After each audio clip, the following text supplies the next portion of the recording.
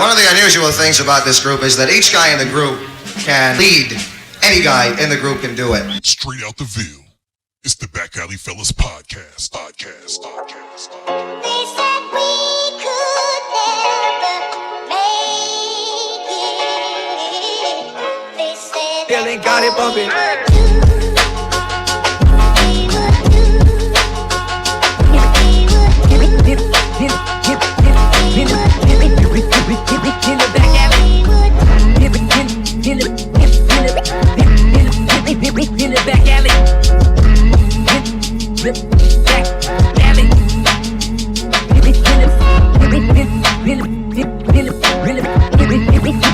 In the back alley. In the back alley, taking shots of whiskey and only go.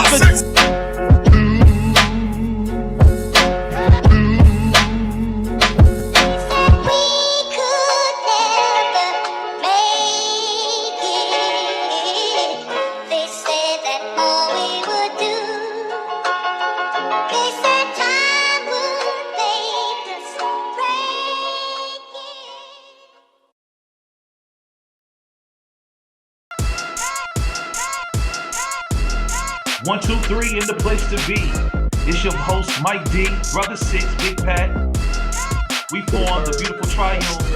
It's called the BackAlley Fella Podcast. What's up, fellas? How y'all doing? Big Pat, what's going on with you, brother?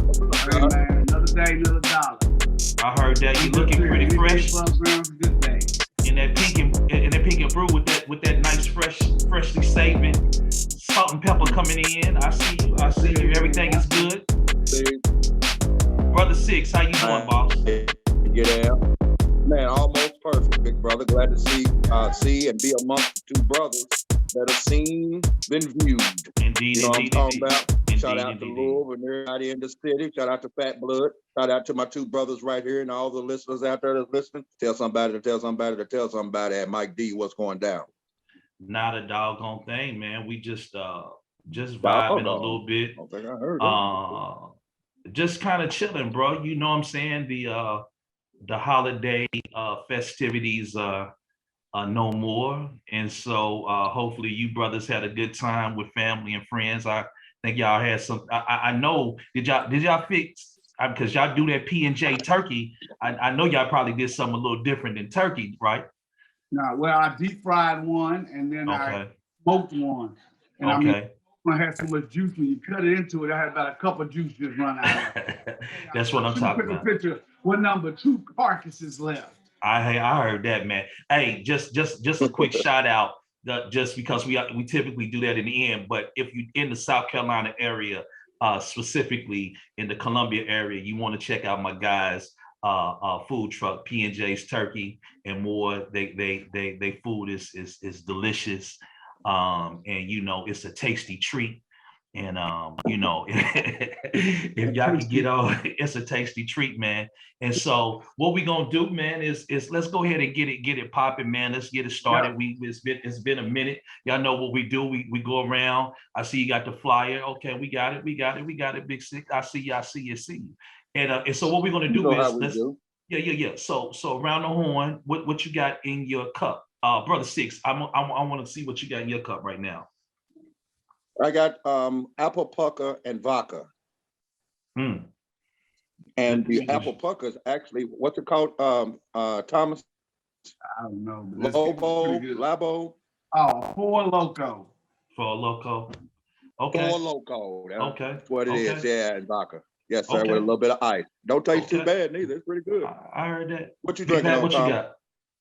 I got some 19 Crimes wine tonight. So okay. I got me a bottle of 19 Crimes. All right. And so I got me a bottle of wine. Okay, but we keep it gutted, we keep it in the cup. Already know. So hey, you know what? It's I had the glass, but I thought, no, I'm gonna stay true to who I am. Hey, listen, I get it. Hey, I'm just drinking on some Granny's tea right now. Y'all know what it is. Y'all know the mixture. I ain't gonna Let's give no do props. this, D. Let's get it. Go with it, Pat. All right, bottles, glass. 2 seconds. Bottles, glasses, cups that are plastic. Alleyways backwards, perfection takes practice. Friendship turned kinship, 2/3 of the street dynastic. Brotherhood from the neighborhood. This podcast is going to be a classic, a divine state of mind, our movement sublime. On the rocks, brother, give me something strong. Get your mixer, slice of lime, put your drink up. Now let's link up, snuggle love in this atmosphere. Peace, salutations, brothers and sisters, the fellas, we in here. Cheers. Cheers. Cheers. Fellas, we got a special guest tonight. And Yes, indeed. I know we got I know there's something that's going on in the back alley. We spoke about it, but do you brothers remember or want to talk to the people about what we're going to talk about or what's going on in the back alley? Yeah, we had talked about a very important topic that's near and dear to everyone, but more so we're talking about the African American community, and that's domestic violence.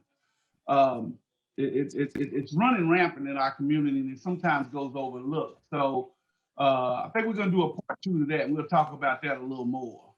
Okay, so I'm gonna let my guest in real quick. Her name is Miss Marta Bell, and I'm gonna allow her to talk to us about who she is and what she does. And Miss Bell, how you doing? You on mute right now. No worries. Bam. There we go. How is everybody doing? We're doing well. How you doing now? Greetings, Miss Bell. I'm doing great.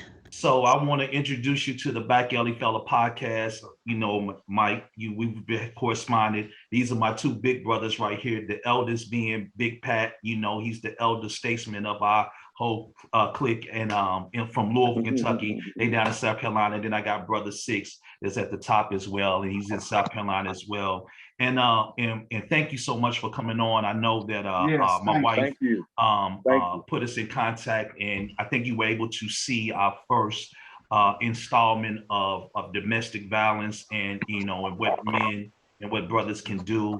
And I was able to tune in to a conversation that you moderated maybe a few weeks ago, maybe a month or so ago, with some deltas on domestic violence as well. So what I want to do is we want to give you the floor really to kind of talk about who you are, what you do, and share whatever you want to share. As we say, this is a safe place.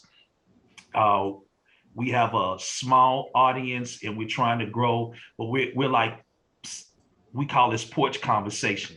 Okay. Like on the porch, we talking, and we really hope that the conversation that we have can reach someone and can save. If we can save one life, then we've done our job. And so ultimately what we want to do is just talk to you a little bit, hear your story, and then vibe from you. So nothing is off limits. We go where you go. So with that, Ms. Bell, the floor is yours. Okay, well, first of all, thank you so much for having me, and thank you for being patient with me. I know we've been trying to get me on since that previous domestic violence event that I moderated. And one of the things I'm glad that we're doing this is out of the month of October, because October is National Domestic Violence Month. And it seems like in the month of October, everybody's gung-ho. Let's talk about domestic violence. Let's talk about it. Let's expose it. Let's talk about how many victims we have. But then it's like it kind of dies out after October. I mean, sometimes in October, prior pandemic, my schedule would be so full of speaking engagements. I was like, you know what? It doesn't just happen in the month of October. Let's talk about it all the time. So I'm glad we're talking about this here on December the 1st. And before I get into who I am, thank you for introducing your 2 brothers to me. I do want to commend you gentlemen for the work that I've heard you doing, because I did listen to your podcast on domestic violence, and I can't remember the lady's name that you had on, but it was really spot on. And a lot of times men don't want to talk about this issue. Men don't want to bring up this issue because statistics say that 90 to 95% of the victims are female. So therefore your perpetrator is a male.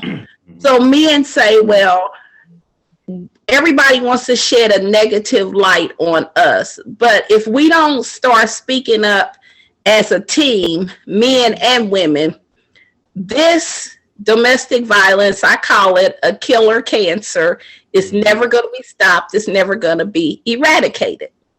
So I wanted to first of all commend you all. So who am I? Of course, my name is Marta Bell. I am a retired Indianapolis Metropolitan Police Department / police officer / detective.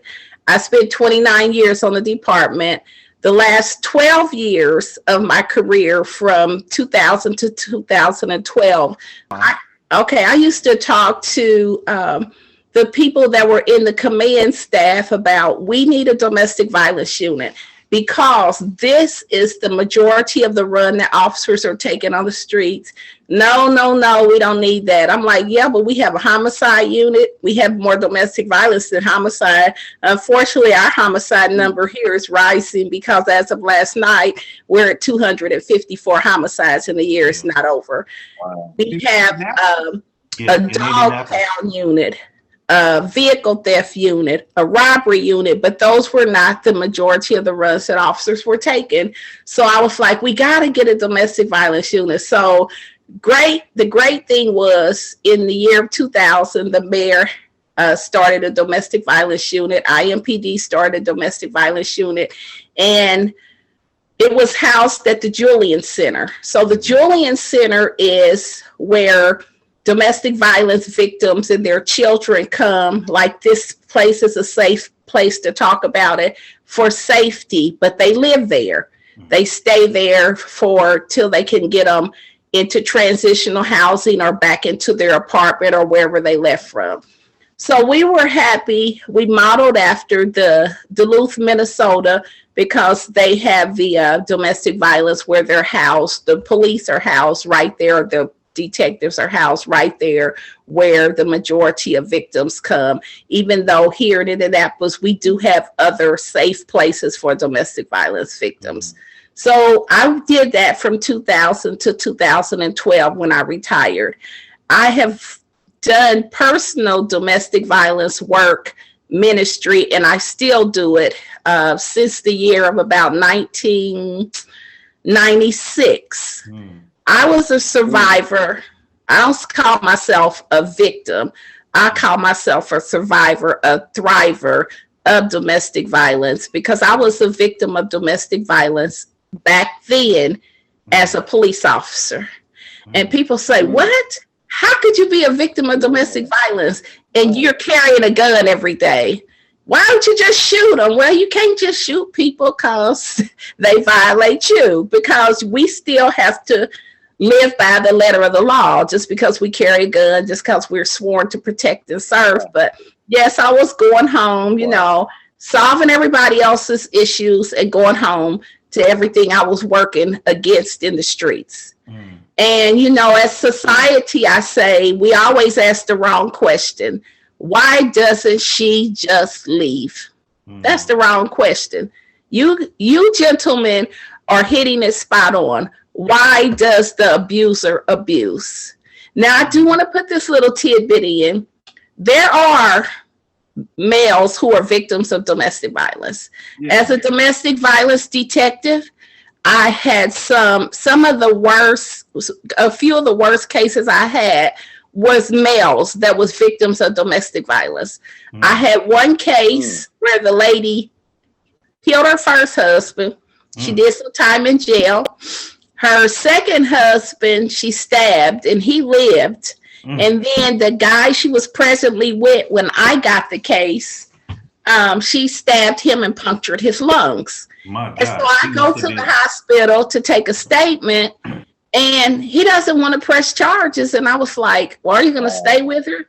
Do you know her history? So you asked all these questions, and it's always yes, but people downplay it. But how can you downplay somebody that has shot you, stabbed you, beat you, abused you, put you down? You can't downplay that. And I always tell people, if you are in a violent domestic violence relationship, get out, but get out safely. Because it's not going to get better. It's going to get worse over time. It's going to escalate to more. And so I always, like I said, I work in domestic violence. Right now, I'm a private consultant with the agency that we get our cases through DCS, Department of Child Services. And I do an assessment just to see where somebody is at, because a lot of times people don't even realize they are a victim of abuse. They don't realize it because we make excuses. Well, this person had a bad day. And I always tell people, domestic violence abusers are not just angry. We all get angry, but when you're angry, you don't just go out and walk the streets and start punching on people. Yeah. You don't do that. Domestic violence abusers are selective about who they prey, and that's PREY upon. Now, a big issue is, and I know a lot of people don't know about this or don't talk about this, is the trauma bond, where I relate to your pain. The minute I meet you and I tell everybody, hey, nobody's going to meet you and say, hello, my name is so-and-so and I'm an abuser. That's not how it's going to work out.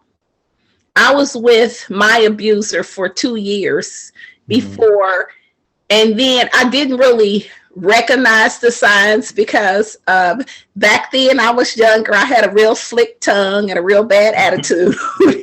And I was like, oh, you cuss me, I'm going to cuss you back. And it's over. Just as long as you didn't put your hands on me. That was my rule. I don't care what you say. Just don't talk about my mama. And don't put your hands on me. There was my 2 rules right there. But when I give a pre-test when I work with my clients, because I want to know what they know about domestic violence, what their thought process is, because what domestic violence means to me, or you, is totally different. It's totally different. Yeah, there's a book definition of it or a Wikipedia definition of it, but what does it mean to you personally? Because like I said, back then, you could call me a name and I'm going to call you one back and we good. But it's not like that now. That's because I know my worth. Right. I know what is healthy and what is unhealthy.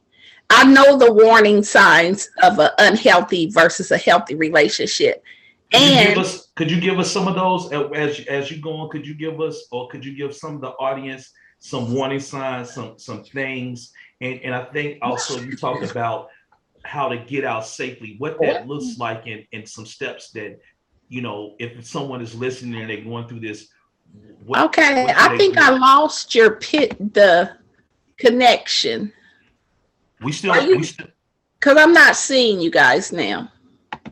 Oh, there we go. Okay. So before I give some warning signs, I want to share with you what I go over with my clients just to see what they know. And I think this is like a learning opportunity for any and everybody. Okay. I always ask them, do you think domestic violence is just always physical? And they can answer true, false, or don't know. Do you think using drugs or alcohol cause domestic violence or domestic abuse? Because people always say, oh, they were drunk. Oh, they were high. In abusive relationships, do you think it's a repeated cycle? Does it happen once and just stop? And if it is a repeated cycle, does it escalate over time? Does it just affect the person, the 2 people involved? What if your children are around and they don't see it, or they're not physically hurt, does it affect your children? Is this the only way they're affected by it? What do you see as a relationship that's based on equality? And are name callings and put downs abusive behaviors? Because back then in the 80s, like I said, I didn't think name calling was abusive behavior, but it is. But it is. So some of the warning signs is if you meet somebody and they're all of a sudden gun-ho in love with you, they don't even know your middle name. What's your favorite color? Who are your family members? What's your birthday? They're moving the relationship too fast. That's one of the main warning signs.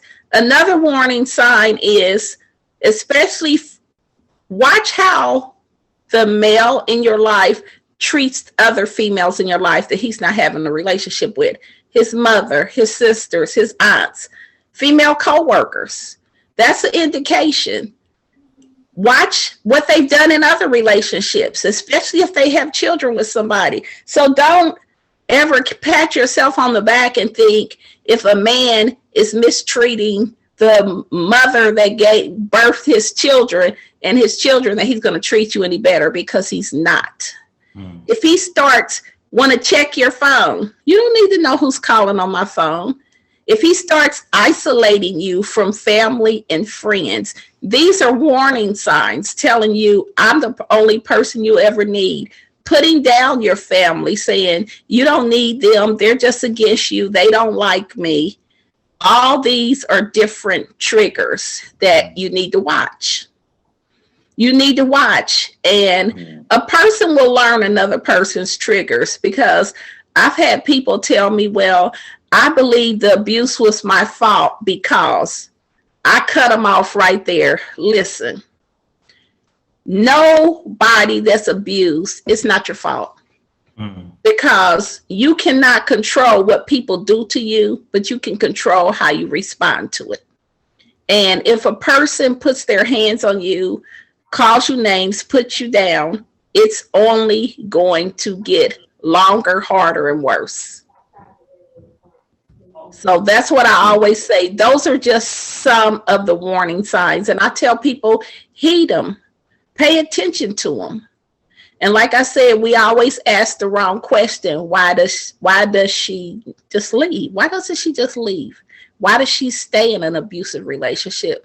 Well, there's a whole gamut of answers and reasons as to why a person stays, especially when you're married or when you have children. Sometimes people don't have the resources to get out. Sometimes shelters are full. I always say, and this is one of the things that really bothers me, is that here in Indianapolis, Indiana, and I can't speak for other cities and states, we have more animal shelters than we do domestic violence shelters.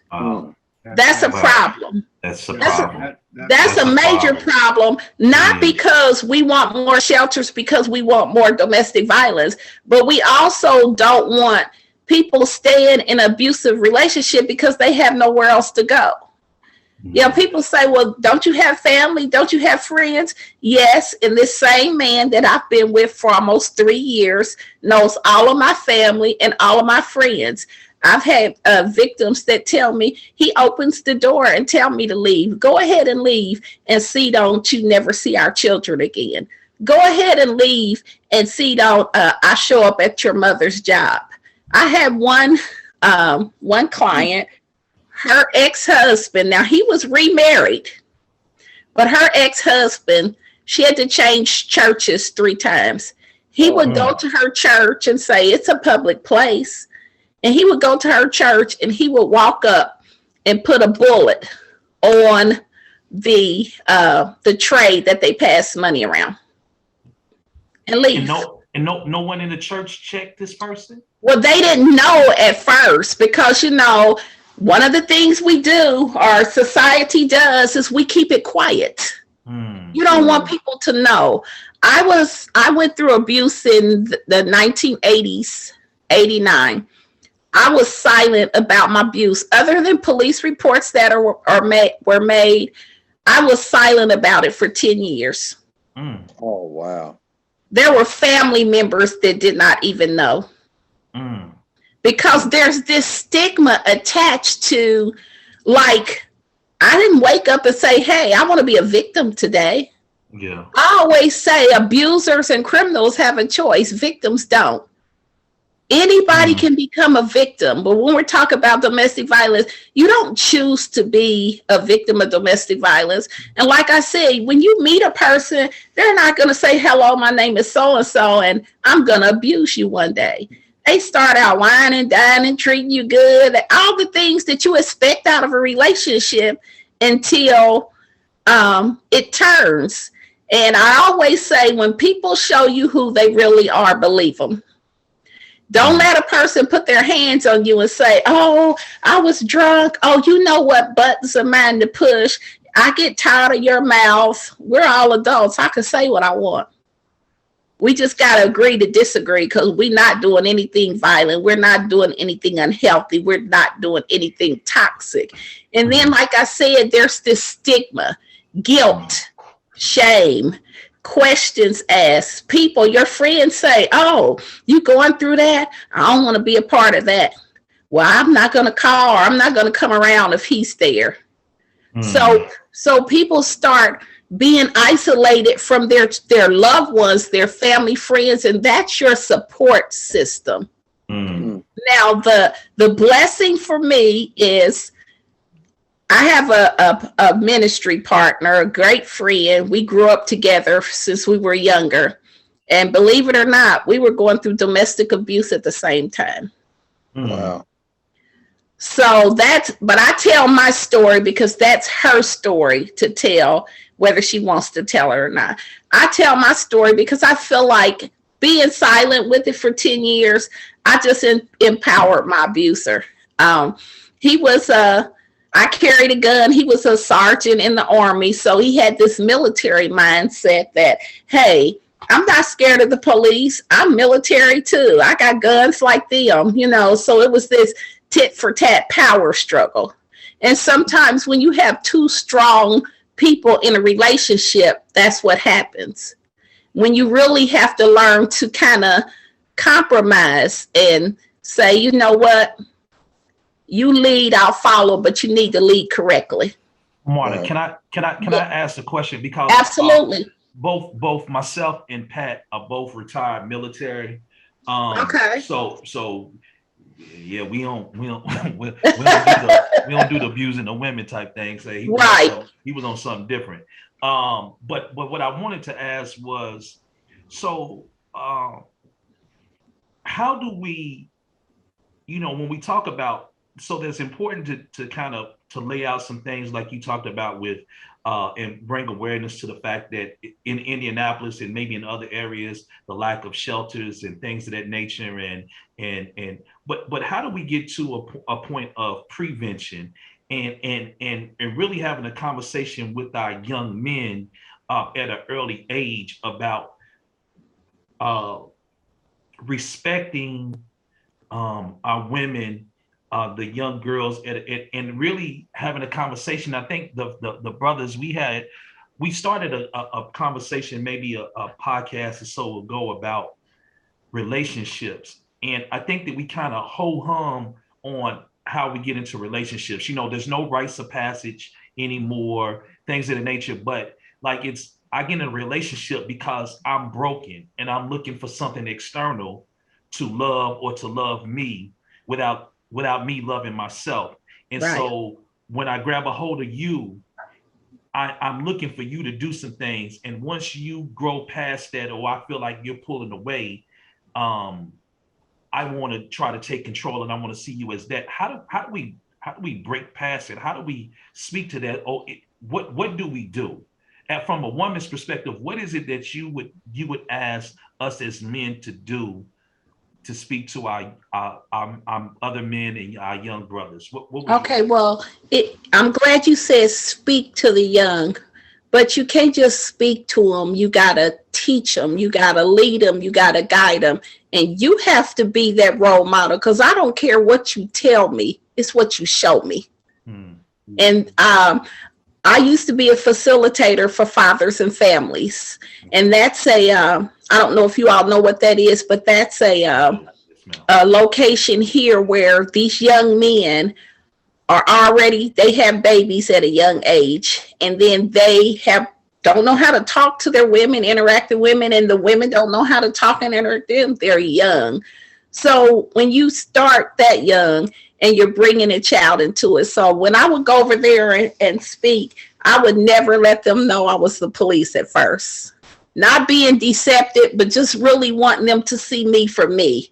Because a lot of times when people see that uniform, they're not going to give you their real self, especially men.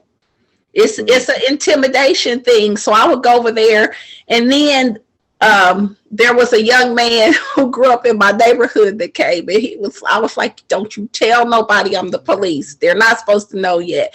So these guys opened up and they shared, and we really worked with each other. And when they found out I was the police, they was like, oh my God, I'm glad I didn't know. I would have never told you that. I said, I know. I said, but I want you to see the police as a human being and not as a uniform, because that's what I do as a career. That's not who I am as a person. Mm-hmm. So the best thing is start young. Right now, I teach criminal justice at a high school part-time, but I mentor over at an elementary school in Lawrence, Oak Landing.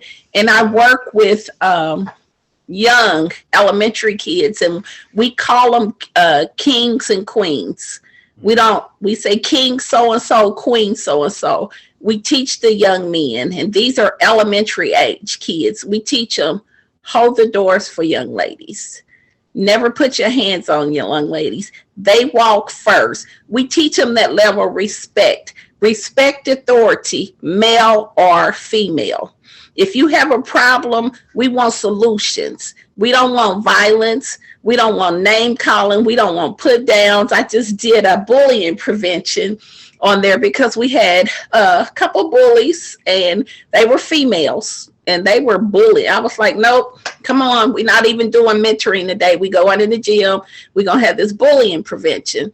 Because I used to go in the schools and do that bullying prevention and the hashtag exposed, which is horrible, through the prosecutor's office in the juvenile center. But it does start with role models. Like I said, you could tell me all day long that you're a great person. But if I see you not acting great, am I going to believe you're a great person? Absolutely not. You could tell me all day long that you care about me, you're for me, you love me, you want to help me grow, but you don't show me that in your actions. Mm-hmm. I'm blessed that I had a teacher, and I still have her in my life. She's 90 something right now. I ain't gonna tell her age, but in high school, my parents had been separated, but they went through a divorce when I was in high school. I always loved school, so I studied and read, but I just started acting a fool. Just reaching out, just needing somebody to hear me out of the hurt and pain that I'm holding. And that's, to me, where a lot of abuse comes from, because abuse is a learned behavior. No one is born an abuser. So this wonderful teacher, and I will name her because I do it all the time in my speaking engagements. She was my business ed teacher, and she pulled me aside and she said, when you get out of school, I need you to come to my classroom. Well, you know, we old school. We just say nothing but no, sir, yes, ma'am, yes, ma'am, or no, ma'am. We didn't tell them no. I said, well, ma'am, I ride the bus home. She was like, did I ask how you got home? I said, no, ma'am. She said, I'll see you at 3:30. I said, yes, ma'am. I go to her class. She sits there grading her papers. And I'm like, she ain't said a word to me, but hello, sit down, dear, real pleasant person. So I said, she finished with her grade. And she said, now that I'm finished with my work here, let me start my work on you. So I'm thinking, well, work on me. She said, I don't know what's going on in your life, but I see something in you right now that you don't see in yourself. And she mentored me. And like I said, she's 90 something years old now. I call her constantly. She calls me. We love each other. She's in my sorority. When I started teaching, I was a behavior specialist over at New Augusta South. I worked with the behavior children, and then I was like, this ain't me. So I went over to Pike High School, and I'm teaching juniors and seniors for a career path in some type of law enforcement, criminal justice. So I tell her, I pay homage to her. I tell her that her name is Irma Farthing, and everybody that knows me knows it is because of her and taking me under her wings and not telling me, but showing me, putting in the time, putting in the work. And people say, you do so much in the community. I said, because to whom much is given, much is required. I know where I came from. And I know where I am now, and I will always give back. And I just received last year, the 2020, because this is 2021, the 2020 Madam CJ Walker Outstanding Woman of the Year from the Center for Leadership Development. Thank you guys for my continued service to the Indianapolis community and my work in domestic violence. And it is my ministry work, and it is what I will always do until I probably never will stop, because I just love doing it. Because we can't help people if we don't reach out. Because sometimes people are not going to reach out. But if you see somebody, if you have a friend and you see it's something different about them, you got to stay on it. Are you okay? What's going on? Let them know I'm here for you.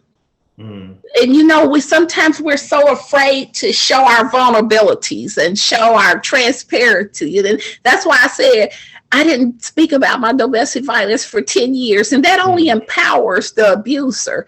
And I'm like, why am I ashamed? When you really understand, hurt people hurt people. I say this, hurt people, and healed people help people. And there should be no ashamed of you being a victim of anything, unless you choose to be that victim. There should be no shame, no stigma attached. Society has a lot of stigma attached because we prejudge people. What I look like on the outside, you don't know what I'm going through. My home may be big and fine and nice, and you don't know what's going on behind those closed doors. So we have to stop looking at people because of the cars they drive, the houses they live in, the circle that they hang in. Because I did a presentation at Methodist Hospital one year, and this was for bigwig doctors and nurses and stuff. And at the end of my presentation, a nurse walked up to me and she gave me a book, and the book is entitled Not to People Like Us. And she was a Caucasian woman, and it's a Caucasian woman on the book. And I'm like, oh, okay, thank you. And she said, great presentation. I really took in a lot of information. So I brought the book home, and I didn't look at it right away. So about a week later, I pull the book out off of my bookcase, and she's written a note in it that says, help, I want out. So we don't know. We don't know who's going through abuse. We don't know. So we have to quit prejudging and acting like because we have great jobs and careers and education and homes, people, and just like with the pandemic, the government was telling people, stay home, stay safe. Everybody's not safe in their home. Yeah. Everybody's not safe, and that just go ahead, I'm sorry. I want to make a comment, and then I'm going to ask you a question also. Please do. So earlier you talked about how you kept it quiet and a lot of people didn't want to say anything. I believe that, this is my opinion, that oftentimes, I know what you talked about, having more dog shelters than we do domestic violence victim shelters. And correct. To me, one of the reasons is because a lot of the individuals that are in powerful positions tend to be abusers, whether it's physical or mental, and they don't want those things. So my question is, if I think like that, I also look at how the government gives us, like you said, 1 month for domestic abuse, a victim, which, you know, there's something that should be at the forefront of everything we do because it's running rampant through our communities. So how can we break the barriers of the walls to get the government to also help in this? Because it's almost like, you know, we get 1 month of Black History, and everybody believes Right. slavery and the civil rights movement, when there's so much more to it.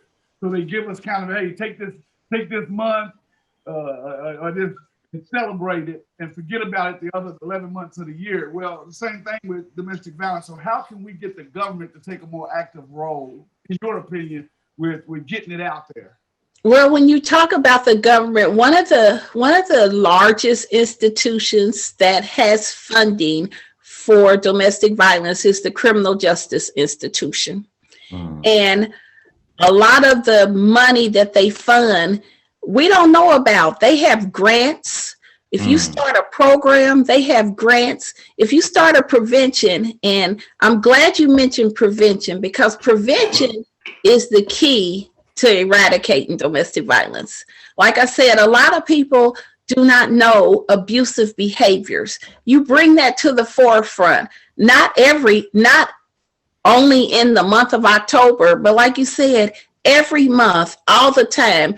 Keep it in the forefront. Don't just talk about it when people say, oh, you can talk about it this month, or this is the big month. We're going to keep it in people's face and we're going to have it all over the media and all over the TV. Because I was trying to think back at how many domestic violence homicides we had. It seems like every time I turn on the TV, it's a domestic violence, suicide, homicide, either with husband and wife, boyfriend and girlfriend, and sometimes even the children. And that's not just during the month of October. So why are we just spotlighting it then? So we got to look at Criminal Justice Institute, the different, I don't know, the shelters or the different programs that are there. But here we have ICADV, which is the Indiana Coalition Against Domestic Violence, and DVN, which is the Domestic Violence Network. And I think we need to stop separating those that work in this field and put us all together. Like, I was so grateful that Delta Sigma Theta, Dr. Ruth Lambert is one of my great friends, that she brought us all to the forefront, not certain Greeks, just Deltas, AKs, but she brought us all expertise of great women, great-minded women that are doing some of the same things, and we pull in our resource, and we agreed that we were not just going to talk during that segment and not get back together and continue the work as a group. Because everybody brings something to the table. And whatever you're bringing to the table, share it. Don't keep stuff to yourself. As a man, so as you were talking and as Pat was also talking, and some things came to my mind about, you know, when you talked a little bit about the Black History Month, you know, and why we have that. And one of the things that I used to tell my particular group that I was in charge of at my job was that it's up to us, really. I use the old Willie Frank Middlebrook. This was a gentleman that used to be on 13. Yeah, I used to love listening to him. He was on it, wasn't he? Rest in peace to that brother. He came to my house years ago, and we had dinner with my wife at the time. But he would say it's up to us to save us. And one of the things he used to say that. Like we are the ones that have to, you know, stand up and acknowledge and tell and let people know these are the people that are important and why they're important, so that it enforce them, you know, like, I'm not standing for anybody else until you stand for the people that's important for us.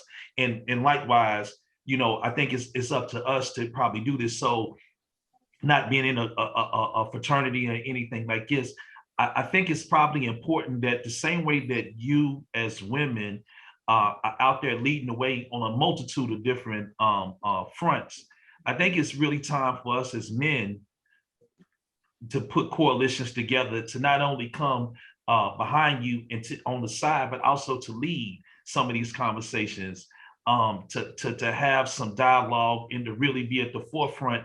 And we kind of like how we had a conversation before, Brother Six and Pat, was when we talk about, child support or not taking care of kids, and we got to call out our brothers, and when we're not doing right, we got to call it out. And Pat, you really big on that.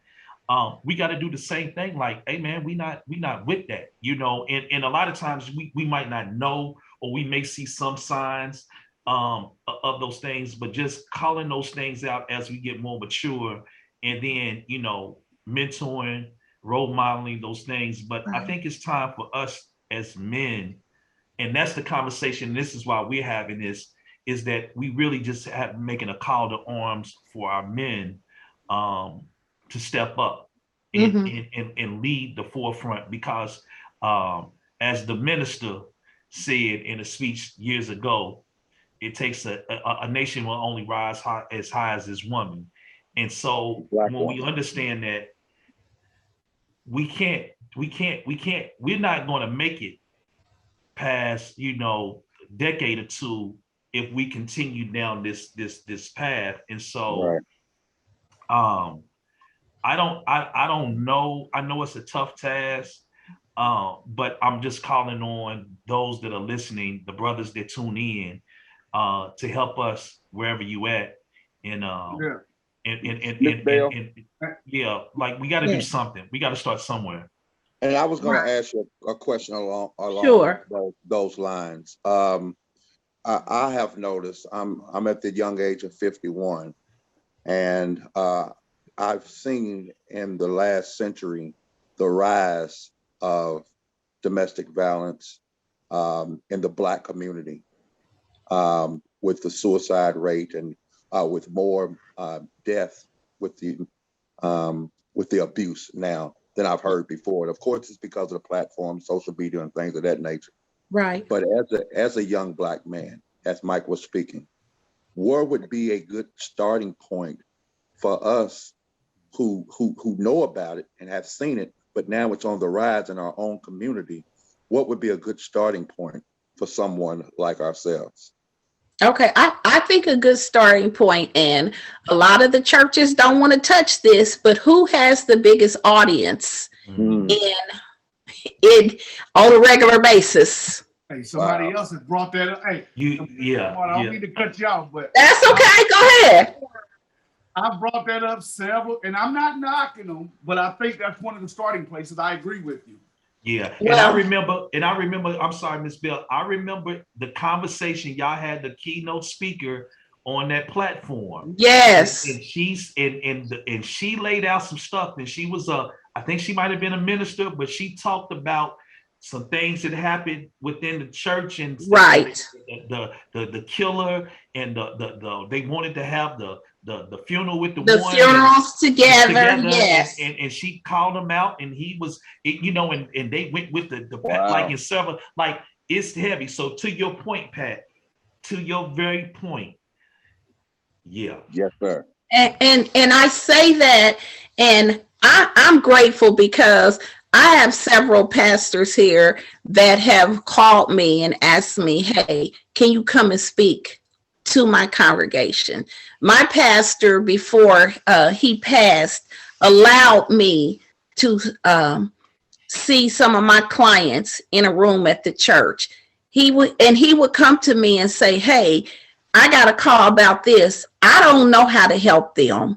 Can you guide me? Can you lead me? And that's the type of pastor he was.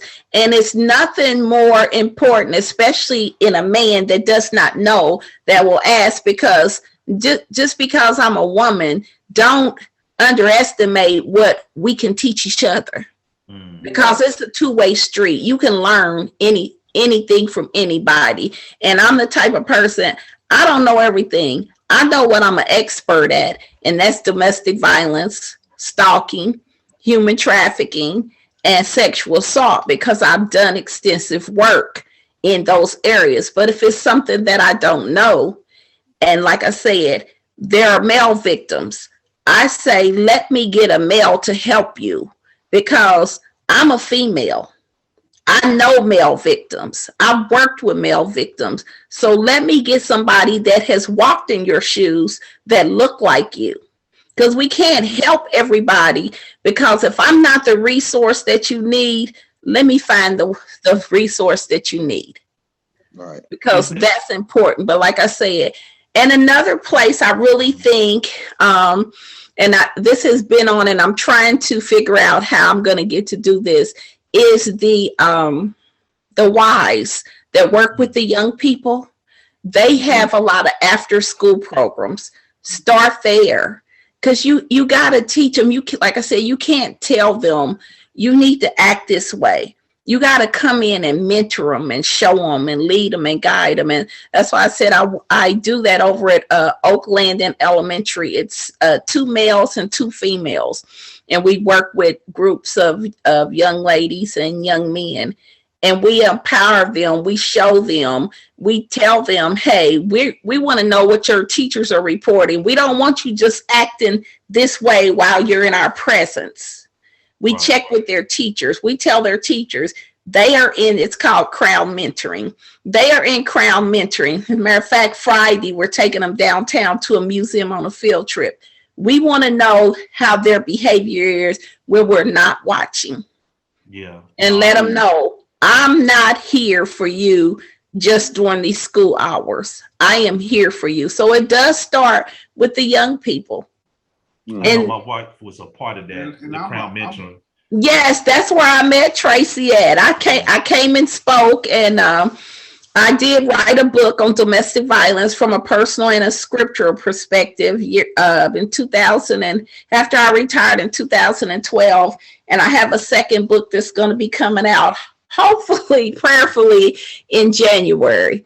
And it just talks about transforming your life, because a lot of times you can be released from an abusive situation, but still walking and talking and acting like you're there in that same abusive.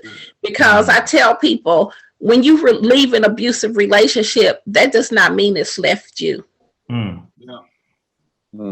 that's when you work on and you get healthy and you get healed and you refuse to accept less than what you deserve. But you got to know your worth.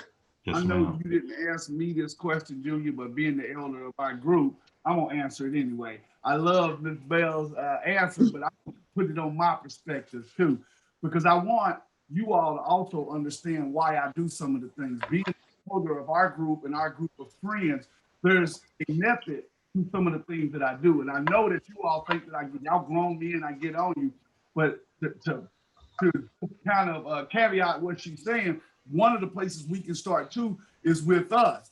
So that's one of the reasons I say we speak up. So just so you know a little bit of history, Ms. Bell. So what happens is in our little group, I'm the elder, but as I see things, I bring it up. And there was a comment made that, like my brother here, he kind of just like, well, I ain't gonna say nothing about it, let it go here. They're gonna do what they do. But I bring stuff up. We do have a friend, and it's not domestic violence, but he's not doing what he should do as a father.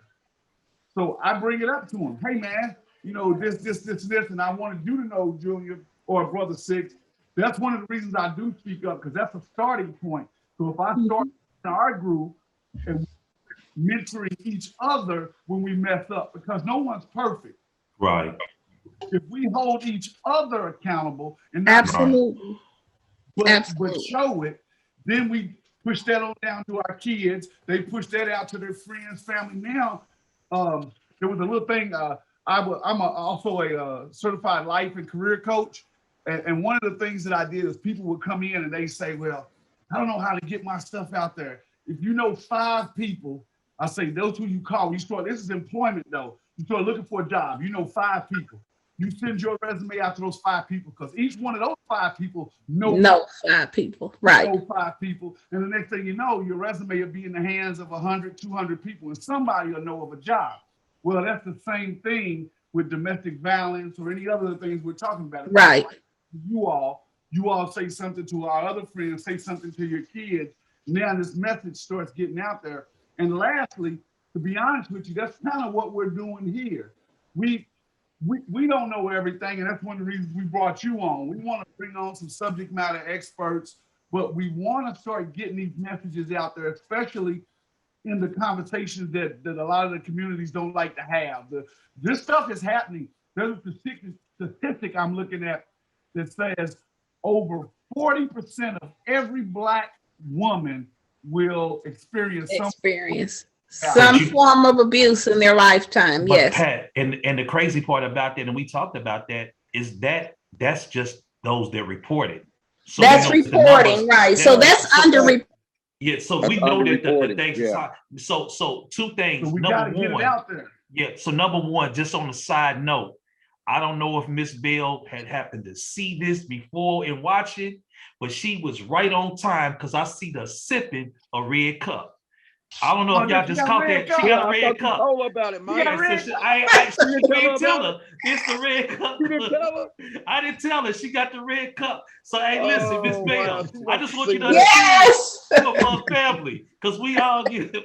Yes, I that's saw family. that and I was like, Y'all didn't tell me the secret, but I knew it. I said it's a universal thing. It's a That's what's universal. up. I just thought It is. to share some laughter on That's such beautiful. a serious Right. topic. One of the things though that you both Pat Six, that was an excellent question, and Ms. Bell, you talked about it from the church, and it made me think about this. It's like I guess the question would be, why don't our churches have a domestic violence ministry in every church? Well, and I'm saying that from the perspective of this. If historically, being here in this country, the Black church has been Our home. the foundation of our community. her safe haven. The safe haven. And so we understand what we're dealing with from this perspective. And again, we're not asking the pastor or anybody else to be the subject matter expert. You do what you do and allow the other people to come in and do that. But if we know that this is prevalent within our community and it filters out, it creates the broken homes, the broken children that grow up to be broken human beings that go out and get into gangs, do drugs, alcohol, all of this. The question then becomes, okay, now, why don't we have these, if not in all, in a large majority of our churches, they should have something like this. They should have safe havens. It should be, because if you're on almost every block in our communities, Yes. and you are the central focus of the community, then you need to be doing everything for the community. Right. And I think it's high time, to your point, Pat, that we have to start calling everybody out. Yeah. Everybody is on, because we can't, like, and this is no shot. I got friends that are ministers, all those things. If you doing what you're doing, then you doing what you're doing. This ain't for you. But you know, Mike, Right. it's a sad thing. What has happened over time is a lot of stuff has gotten so commercialized that now, and this is just my opinion, that a lot of pastors are scared to step out on the word as a per se, because then they get ostracized, they get fired. You know, if they bring up controversial situations and they speak out against it, and that's going against what the majority of their parishioners or the neighborhoods are doing or saying, then instead of people rallying around them and embrace them, they ostracize and get removed. Well, Right.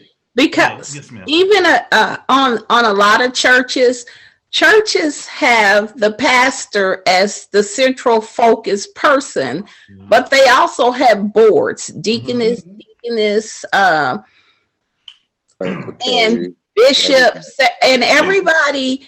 They have to bring programs that they're going, because they want the congregation to buy into what they're bringing aboard. So when you're looking at, okay, if you had a church of 200, let's do a low number, 200 or 100, and you use the statistics of the underreported domestic violence, and you count off one in every so-and-so, you have a large number of your congregation that is probably experience some type of abuse. Mhm. And keeping it quiet is not the solution. Well- But like you say, how do churches function? They are just like a business. Who Mhm. pays the bills of the church? The congregation. Well, listen, See? hey, at this point, I feel like history, I feel like this. We got to just go ahead and draw the line. I need to know who's on what side and who's on the other side. Right. And so if the church got to break up, then let's put it like this. Was it really a house of God? Hello. If I can't talk. See, now we dealing with spirituality now. Now we dealing with divine providence now. If I can't talk about these things that torment the soul, the spirit, and break up the family, thus the community, Right. then what am I going there for? Right. And if we hiding that and y'all part of this thing, then is that a place that I really want to be at? So my thing is, on a whole different level. throw it out there. And I know Right. I can stand on this side. I don't do that. So I'm with that. But if you can't, then Then I that's need to let okay you for go. me, because now I can, I don't want to, we want to help you. We want to help get you through. But if you're not there, then we need to know who's on what side. And I think that's what is funny now, because I really understand where Pat was going before in our early conversation. It's like we can no longer give people a pass just because of their status. We gotta start Right. picking up. Whatever. We gotta call you out and say, I don't want to go there. I don't want to have nothing to do with none Right. of y'all. If And- we can talk about that.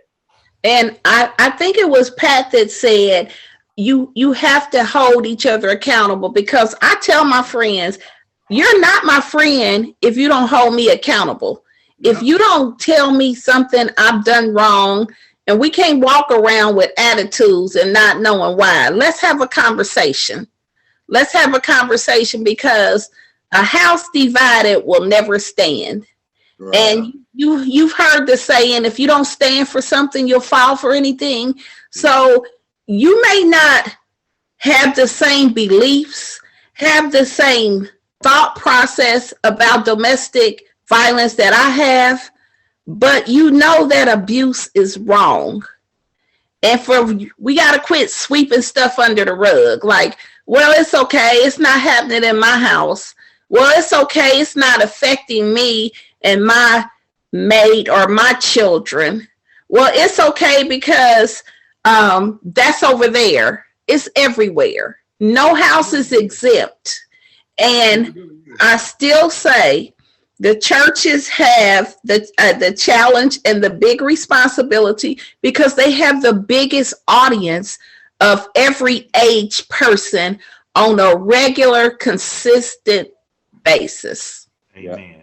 And So that's with where to me, that's where to reach the multitude has to start. And it needs to start with preventive measures. Absolutely. So, Yeah. we I got was some. gonna close because we. Oh yeah. Well, because I see. Well, we were gonna tell her I don't know if you noticed that there was some blinking lights, and that signifies for us growing up. You know, we all of a certain age, that when them street lights start to flicker, Time to go home. your stuff's got to get quick. You ain't got to leave here. You ain't got to go home, but you got to leave here. Got you. So Pat, Being closing the out. eldest, I'm gonna say my closing remarks first. Okay. I want to thank Ms. Bell for joining us. I'm honored. I've learned a lot. Second, we're gonna rewind. First, give all honors to the Most High. Yeah. Allowing me to be here. Secondly, I give Ms. Bell. I really appreciate you coming. I want to make you what I'm gonna call a promise.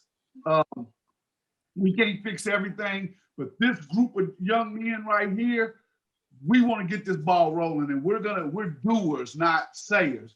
So anything that comes up that we can be a part of or something, please let us know. We're just now starting now, but you're going to be hearing about us because we've got some grand ideas. We're getting ready to start this. this thing with a book, reading a book. We're going to start something with bringing on some youth on here every week. And we're going to grow this platform. Great. People in the community know we're going to talk about the difficult. We're going to have the difficult conversations. We're going to talk about the topics that everybody wants to mask over. So I'm making a promise to you that if there's anything that we can do as a collective group, as the Back Alley Fellas, please let us know if we can participate in something, because we want to be doers, not sayers. So I definitely will. Okay. Mike and Brother Six, it's always a pleasure when I'm amongst you gentlemen. I love you all. That's something Love else you back. we also do, Ms. Bell, is because for some reason Black men have a problem with telling each other we love them until they're at their funeral. So I want to tell you, brothers, that I love you wholeheartedly, and that it's always a pleasure being in the presence of you two brothers. Brother Six, you want to close out with something? Miss Bell, I'm gonna come to you at next. Yeah, all praises be to Allah, man. For Sister Bell, it's a pleasure and an honor of being in your presence and meeting you. To you brothers, I love you all as well. Hold on before you go. Go ahead. Let me show her something before, I just got. Lord, I know it ain't Notre Dame. Can you see that? No, it's I not can't on see it. it. No, What is it's a lot of light on there. Yeah, it happened around the 1800s before all that other stuff happened. But Go ahead, hold Brother on, Six. you'll see this a little better. Hold on. Oh, okay. Go ahead, Brother Six. Boy. Go ahead, Six. Yeah, hey, thanks for the opportunity, dear brothers, to be amongst you again. To all our listeners out there, Miss Bell, I speak for each and every one of us. Thank you for educating us on something that we don't talk about much, but needs to be talked about much. If that makes any sense. Yeah. It makes abundance of sense. Yeah, and it starts right here amongst those who are willing to talk about it and take the chance of reaching some that don't.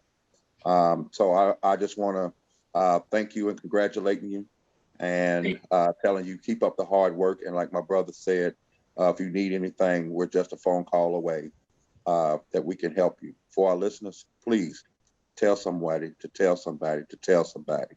And if you need the help, you see our broadcasts, please comment, reach out to us if you need some help. And if we don't know how, like the sister said, we can find somebody that probably will. Love you guys. Peace. Mike D. Yes, sir. Miss Bell, yes, ma'am. I'm gonna give you the opportunity to close out with any remarks. Okay, well, I wanted to give my website for you all to look up, and your listeners. It's just my name, www.marta, MARTA, Bell, BELL.com.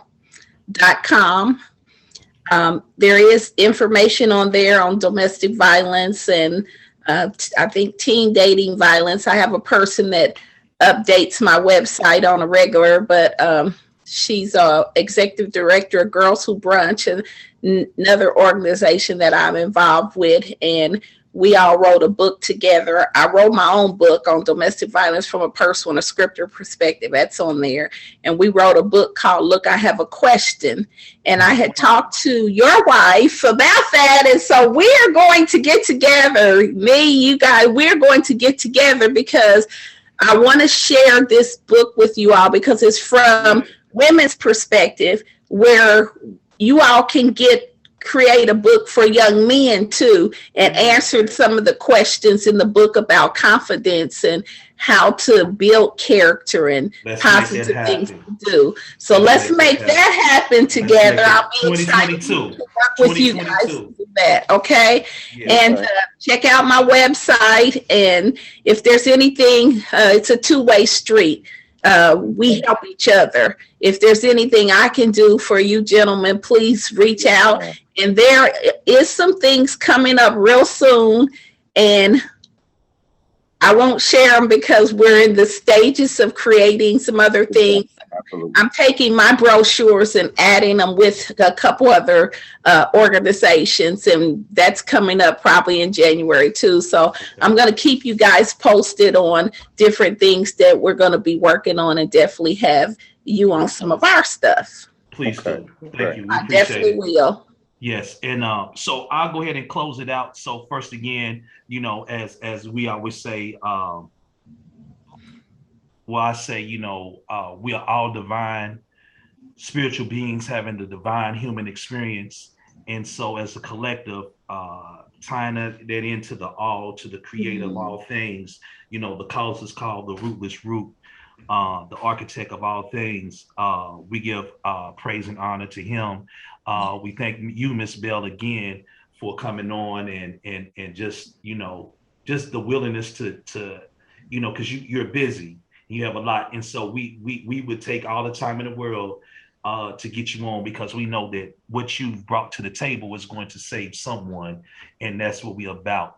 We want to shout out, first and foremost, our beloved brother Reggie Smith, rest in heaven, Fat Blood, 23rd Street, Louisville. I always stand up to my wonderful brothers who have been more than brothers at times, almost father figures in many ways. Love you, appreciate you. Thank you so much for allowing me to grow in being there and having this platform with you both. And I look forward to where we're going to take it, in the future. And Ms. Bell, I definitely look forward. I forgot about that, but yeah, that book, I remember maybe discussing that. And right. And I think because Pat actually has a book that he's written. Yeah, that's what I was gonna say. I gotta remind, because it's coming out. So go ahead and share my screen, Mike. We gotta do that. Okay. Let me do this. Okay, I got you. That's Pat's book right there. Defeating the what? Internal pandemic. Oh, okay. And it gives steps on self-love, self-improvement, and a way for individuals to manage stress. Who wrote the foreword? And my brother Mike wrote the foreword. Woo! And he's a bad boy. That boy Mike. Hey, when you get a chance to meet him, he's a bad boy. I'll tell you, he's a bad boy. But I appreciate all that you're doing, and I'm glad that you came on here. And I'm just ecstatic. Really? Thank you so much. I'm so glad that, like I said, it took a minute because life and stuff happens, but I sent Brother Mike a text and I'm like, hey, let's make this happen. I'm going to just make sure nothing happens where we can't do it on Wednesday, December the 1st. It was worth the wait. I really enjoyed listening. Thank you so much. I learned a lot, and it was wonderful. So let me close it with how we do. All right, let's do it. How y'all do it? The time is now, and the week is new, and we'll have more podcasts for you, and you'll have things you want to talk about. We will